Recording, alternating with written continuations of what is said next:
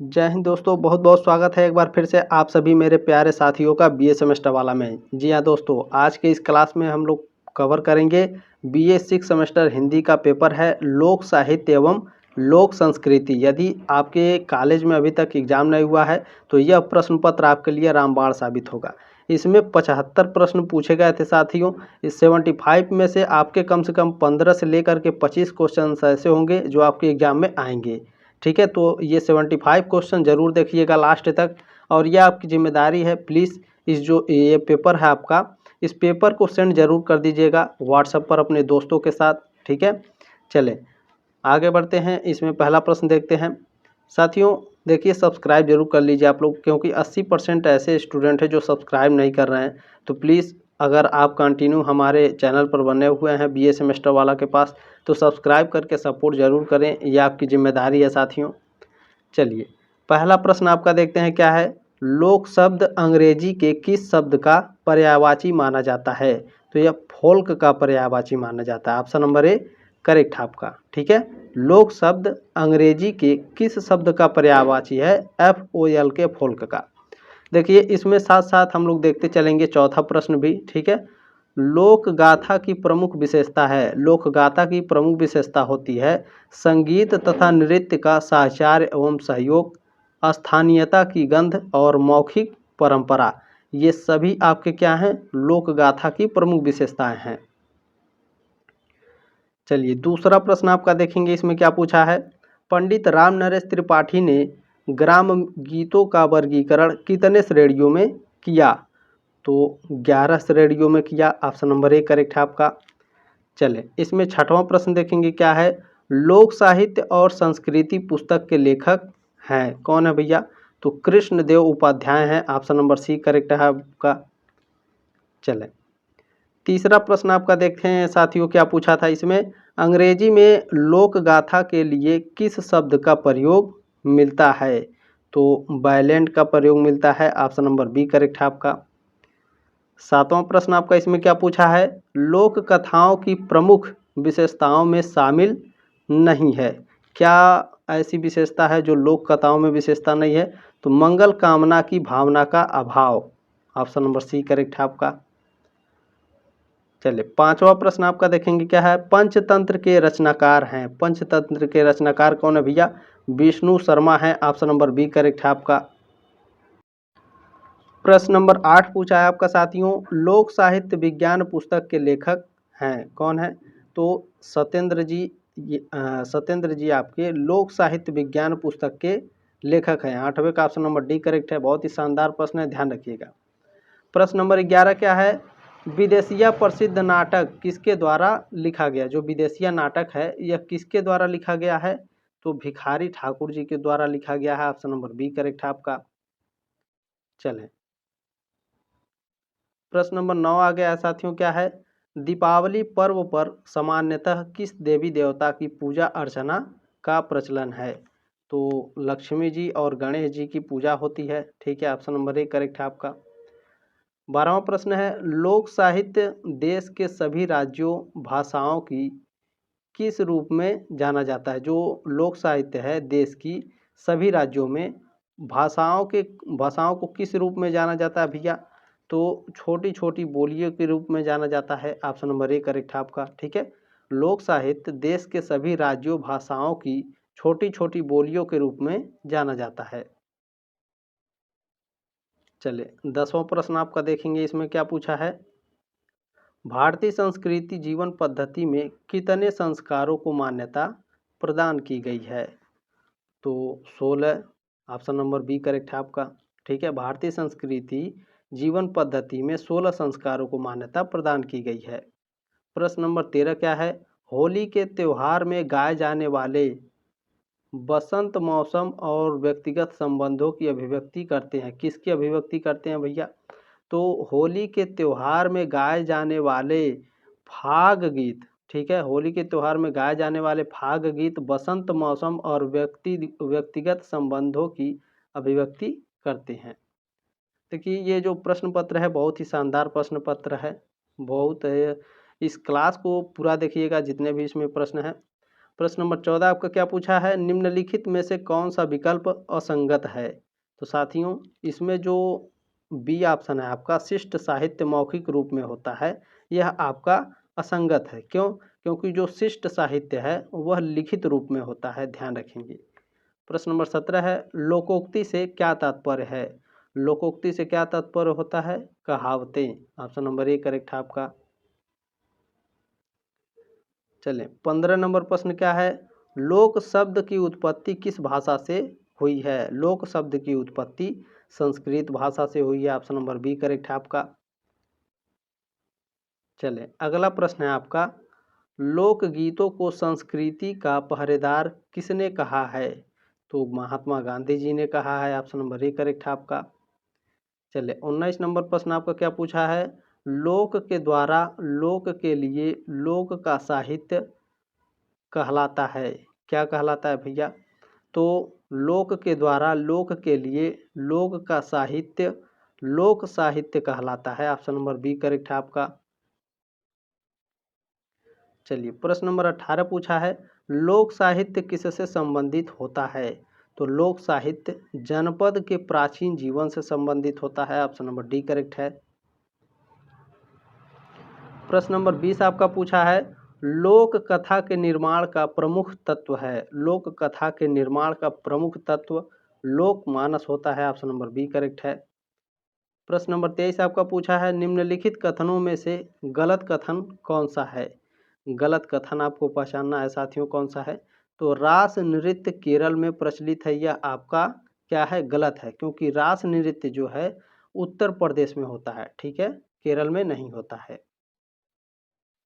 प्रश्न नंबर 21 क्या है, लोकनाट्य का प्रारंभिक रूप देखने को मिलता है। तो वेदों में मिलता है। ऑप्शन नंबर बी करेक्ट है। प्रश्न नंबर 24 का पूछा साथियों, लोकोक्ति से आशय है। लोक में प्रचलित उक्ति ही लोकोक्ति है। ऑप्शन नंबर बी करेक्ट है आपका।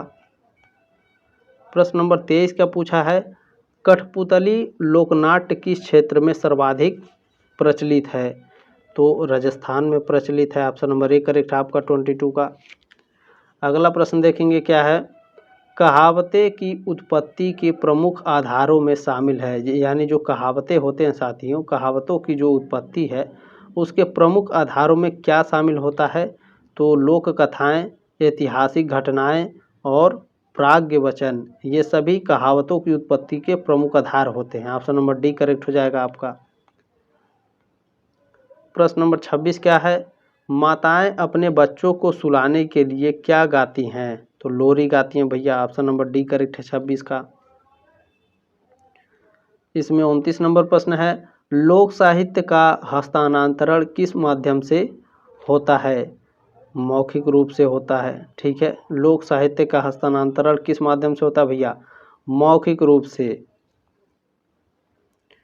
चलिए प्रश्न नंबर 27 है, अंग्रेजी के फोकलोर शब्द का अनुवाद है। अंग्रेजी के फोकलोर शब्द का अनुवाद क्या है। तो लोक वार्ता होता है, इसका मतलब ऑप्शन नंबर डी करेक्ट है। चले प्रश्न नंबर 30 क्या है आपका, किसी जन समुदाय के रहन सहन, परंपराएं, रीति रिवाज, विश्वास आदि समस्त क्रियाकलापों का संबंध निम्नलिखित में से किससे है। तो लोक संस्कृति से है। ऑप्शन नंबर बी करेक्ट है आपका। चले 28 नंबर प्रश्न है, रासलीला का संबंध किस क्षेत्र से है। रासलीला का संबंध व्रज से है। ऑप्शन नंबर सी करेक्ट है आपका। चलें प्रश्न नंबर 31 है, प्रेम कथात्मक गाथा, ठीक है, प्रेम कथात्मक गाथा हीर रांझा किस प्रांत का है। तो पंजाब का है। ऑप्शन नंबर ए करेक्ट है 31 का। प्रश्न नंबर 32 है, बौद्धिक वर्ग का संबंध किस साहित्य से है। बौद्धिक वर्ग का जो संबंध है वह शिष्ट साहित्य से है। ऑप्शन नंबर सी करेक्ट है आपका। प्रश्न नंबर 35 है, मुहावरा किस भाषा का शब्द है। जो मुहावरा है यह अरबी भाषा का शब्द है। ऑप्शन नंबर डी करेक्ट है। प्रश्न नंबर 33 क्या है, ब्रज लोक साहित्य का अध्ययन पुस्तक किसके द्वारा ब्रज लोक साहित्य का अध्ययन पुस्तक किसके द्वारा रचित है। ये जो पुस्तक है ब्रज लोक साहित्य का अध्ययन, यह किसके द्वारा लिखा गया है भैया। तो यह डॉक्टर सत्येंद्र के द्वारा लिखा गया है। चलिए, इसमें 36 नंबर प्रश्न है, फारसी शब्द मसल का हिंदी पर्याय है, क्या है? तो कहावत है। ऑप्शन नंबर बी करेक्ट है आपका। प्रश्न नंबर 34 है साथियों, रामलीला का आयोजन किस अवसर पर किया जाता है? तो रामलीला का आयोजन विजयदशमी पर किया जाता है। ठीक है। निम्नलिखित में से सर्वाधिक लोकप्रिय महाकाव्य कौन सा है? सर्वाधिक लोकप्रिय महाकाव्य रामचरितमानस है। ऑप्शन नंबर ए करेक्ट है आपका 38 का। प्रश्न नंबर 37 है आपका, सब कुछ जानने वाले को क्या कहा जाता है? सब कुछ जानने वाले को सर्वज्ञ कहा जाता है। अगला प्रश्न है, लोकोक्तियों की प्रधान विशेषता है। लोकोक्तियों की प्रधान विशेषता होती है ज्ञान और अनुभव से युक्त, रस के अक्षय भंडार। ठीक है, रस के अक्षय भंडार, अज्ञात रचयिता, ये सभी क्या हैं? आपके लोकोक्तियों की प्रधान विशेषता है। प्रश्न नंबर 42 है, हिंदी लोक साहित्य के विकास में किस विद्वान का महत्वपूर्ण योगदान है? तो वासुदेव शरण अग्रवाल और देवेंद्र सत्यार्थी, इन दोनों लोगों की हिंदी लोक साहित्य के विकास में, ठीक है, महत्वपूर्ण योगदान है। ऑप्शन नंबर सी करेक्ट हो जाएगा, ए और बी दोनों। प्रश्न नंबर 40 क्या है, लोक साहित्य की भूमिका पुस्तक किसकी है? देखिए एक बार फिर से पूछ लिया है। ठीक है, तो 40 का ऑप्शन नंबर सी है साथियों, कृष्णदेव उपाध्याय। लोक साहित्य की भूमिका पुस्तक किसकी है? कृष्णदेव उपाध्याय की। प्रश्न नंबर 43 है, ब्रज क्षेत्र के लोक साहित्य के विकास में किस संस्था का महत्वपूर्ण स्थान है? तो ब्रज साहित्य मंडल का महत्वपूर्ण स्थान है। प्रश्न नंबर 41 है, 41 नंबर प्रश्न क्या है साथियों, मुहावरों का प्रयोग निम्नलिखित में से किन उद्देश्यों से किया जाता है? बताइए। तो विचारों की स्पष्टता के लिए, चमत्कार के लिए, शैली मनोरंजक बनाने के लिए, इन सभी का प्रयोग किसके लिए किया जाता है? मुहावरे के लिए। ठीक है, ऑप्शन नंबर डी करेक्ट हो जाएगा आपका। चलिए, प्रश्न नंबर 44 है, रासलीला किस क्षेत्र का प्रसिद्ध लोकनाट्य है? तो रासलीला ब्रज क्षेत्र का प्रसिद्ध लोकनाट्य है। प्रश्न नंबर 45 है, ब्रज क्षेत्र किसकी लीला स्थली मानी जाती है? बताइए, माना जाता है, सॉरी, ब्रज क्षेत्र किसकी लीला स्थली माना जाता है भैया? तो यह माना जाता है कृष्ण जी की। ऑप्शन नंबर सी करेक्ट है आपका। 49 नंबर प्रश्न है, चरकूला किस क्षेत्र का प्रसिद्ध नृत्य है? तो ब्रज क्षेत्र का है। ऑप्शन नंबर सी करेक्ट है आपका। प्रश्न नंबर 46 है, सोहर प्रमुख लोकगीत है जो गाया जाता है। सोहर कब गाया जाता है भैया? तो शिशु जन्म के अवसर पर, यानी जब बच्चे पैदा होते हैं उनके जन्म के अवसर पर सोहर गाया जाता है। चलिए, 50वां प्रश्न क्या है, डॉक्टर कृष्णदेव उपाध्याय ने वन्य विषय की दृष्टि से लोक कथाओं को कितने भागों में विभाजित किया है? तो 6 भागों में। ठीक है, ऑप्शन नंबर सी करेक्ट है आपका। अगला आगे फिर मैं आपको फिर से पढ़ा दूंगा 50 नंबर प्रश्न को। करवा चौथ व्रत में सामान्यतः किसके दीर्घायु की कामना महिलाओं द्वारा की जाती है? तो आप सभी लोग जानते हैं भैया, किसके लिए? पति के लिए। ऑप्शन नंबर सी करेक्ट है आपका।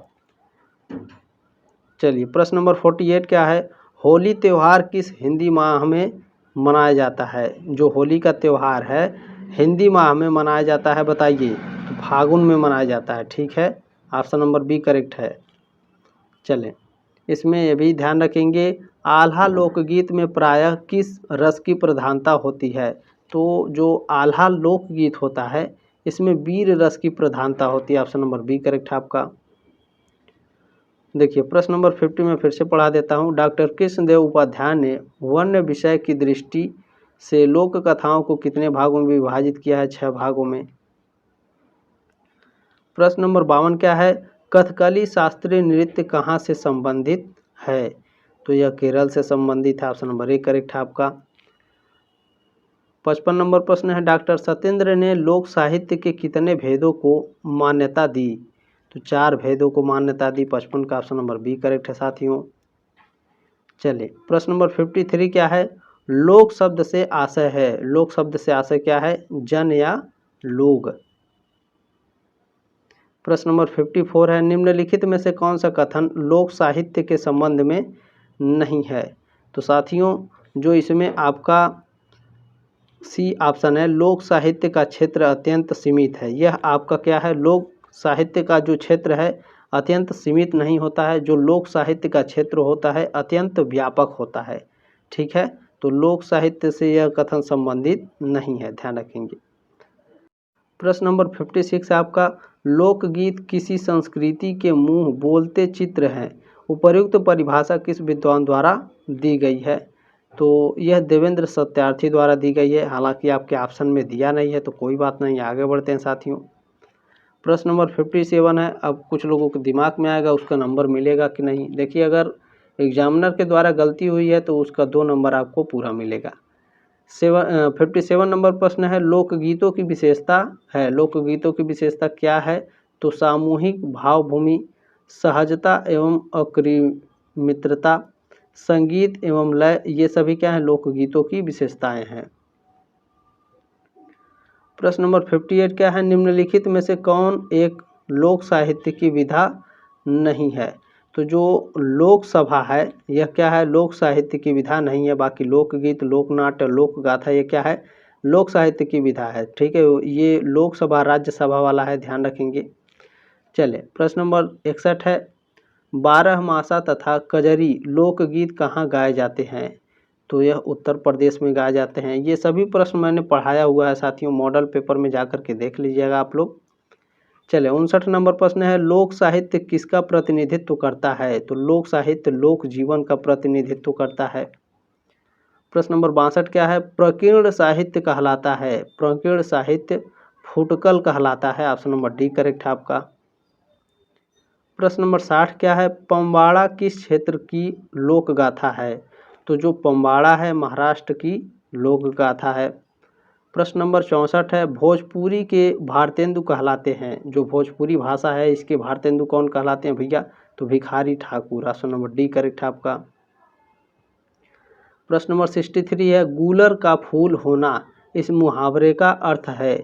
लोग कहते हैं ना गुलरी फूल हो गई लवा, तो वही यहाँ पे कह रहा है कि गूलर का फूल होना तो क्या होता है? दुर्लभ होना। ठीक है, गुलरी फूल हो गई लवा।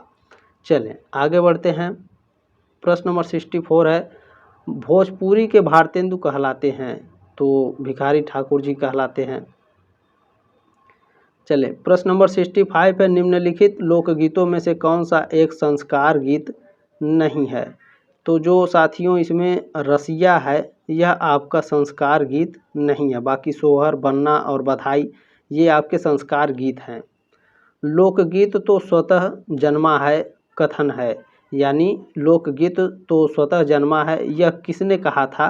तो वर्ड्सवर्थ ने कहा था। ठीक है, ऑप्शन नंबर ए करेक्ट है आपका। चलिए, प्रश्न नंबर 66 है, फाग लोकगीत किस पर्व पर गाया जाता है? तो फाग जो गीत है साथियों यह आपके होली पर गाया जाता है। ठीक है, फगुआ। ठीक है, ध्यान रखेंगे। लोकोत्सव में महिलाएं गाने के लिए प्रायः किस वाद्य यंत्र का प्रयोग करती हैं? तो लोकोत्सव में जो महिलाएं होती हैं क्या बजाती हैं भैया? ढोल बजाती हैं। ठीक है, ऑप्शन नंबर डी करेक्ट है। चलिए, प्रश्न नंबर 67 क्या है आपका, लोक साहित्य को वाणीगत अभिव्यक्ति किसने माना है? तो लोक साहित्य को वाणीगत अभिव्यक्ति डॉक्टर सत्येंद्र ने माना है। ऑप्शन नंबर ए करेक्ट है आपका। प्रश्न नंबर 70 है, बारहमासा किस ऋतु में गाया जाता है? बारहमासा वर्षा ऋतु में गाया जाता है।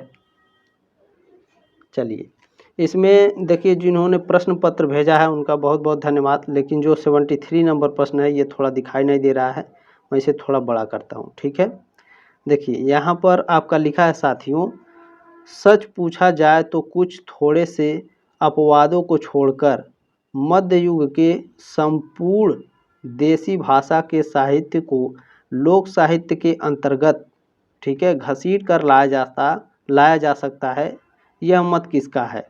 साथियों यहाँ पर पूछा है, ठीक है, सच पूछा जाए तो कुछ थोड़े से अपवादों को छोड़कर मध्य युग के संपूर्ण देसी भाषा के साहित्य को लोक साहित्य के अंतर्गत घसीट कर लाया जा सकता है, यह जो मत है हजारी प्रसाद द्विवेदी जी का है। ठीक है, किसका है भैया? हजारी प्रसाद द्विवेदी जी का। ऑप्शन नंबर सी करेक्ट था आपका इसमें। चलें आगे बढ़ते हैं। 73 नंबर प्रश्न आपका देखते हैं क्या पूछा है आपका। ठीक है, 73 नंबर प्रश्न पूछा है, निम्नलिखित में से मजबूरी का नाम महात्मा गांधी क्या है? ये जो लोग कहा गया है तो यह एक मुहावरा है, ठीक है। मजबूरी का नाम महात्मा गांधी है, ये क्या है, यह एक मुहावरा है, ठीक है। 73 का ऑप्शन नंबर 1 करेक्ट है आपका। सभी लोग कहते हैं ना कि मजबूरी का नाम महात्मा गांधी, तो वो एक मुहावरा है, ध्यान रखिएगा। प्रश्न नंबर 72 है साथियों। प्रश्न नंबर 72 क्या है आपका, काठ की हांडी गई कुत्ते की जात पहचानी गई लोकोक्ति का अर्थ है, यानी इस लोकोक्ति का क्या अर्थ होगा, तो इस लोकोक्ति का अर्थ होता है साथियों, ठीक है, नुकसान तो हुआ पर नीच व्यक्ति की असलियत पहचानी गई। ऑप्शन नंबर सी करेक्ट है आपका। प्रश्न नंबर 74 आपका पूछा है, बीसों का सिर काट लिया ना मारा ना खून किया है, यह क्या है, तो यह एक पहेली है। ऑप्शन नंबर 1 करेक्ट है आपका। चलिए ये लास्ट प्रश्न है, बहुत ही शानदार है।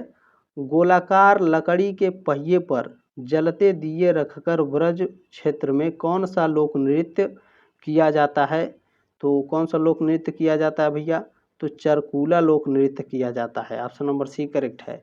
देखिए इस प्रश्न पत्र को शेयर करना आपकी जिम्मेदारी है, प्लीज़ शेयर कर दीजिएगा, सब्सक्राइब जरूर करिएगा। मिलते हैं नेक्स्ट क्लास में, तब तक के लिए जय हिंद, वंदे मातरम।